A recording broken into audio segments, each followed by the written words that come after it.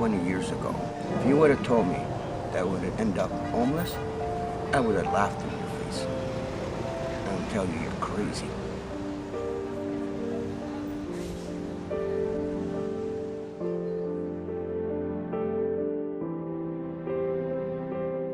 My name is Jean Bélanger.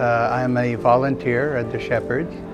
I have been here volunteering for about 13 years now. What I get here is a dose of reality of what life is and what my own luck is, because I have so many things that are going for me.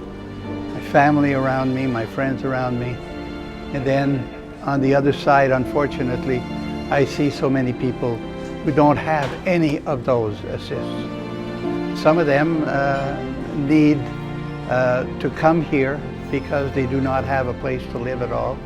People can come in and get food periodically to supplement their income.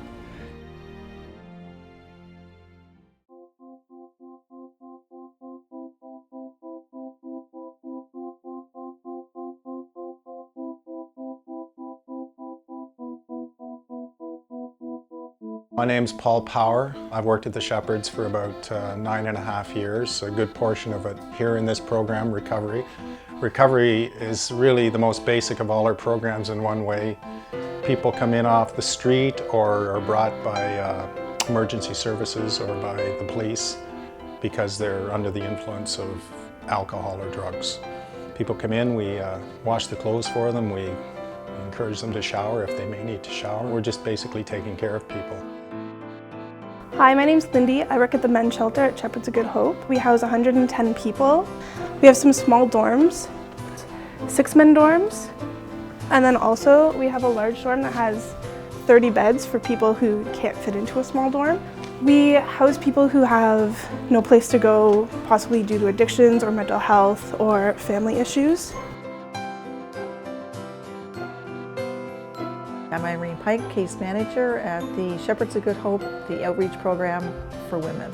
Outreach is a stabilization program. We have 57 beds, and they're for women who are homeless, women suffering from addictions, mental health issues. We have a lot of clients that come in, and one client that I had in particular was diagnosed schizophrenic. Was pregnant, also suffering with addictions. They got me back on my meds, which is good because I've got mental health issues, and they're helping me get to the doctors and get my ID back and stuff.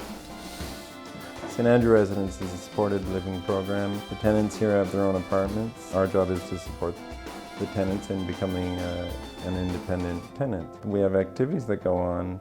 In the resource room, we have an art therapist that comes in. We have a cooking class where we teach cooking skills, where the tenants get together and prepare a meal. I guess people would come to St. Andrew Residence because they're looking for a certain level of normal life like everyone else. They come here and enjoy a normal existence. Hi, I'm Pierre. I work here in this program called Hope Living.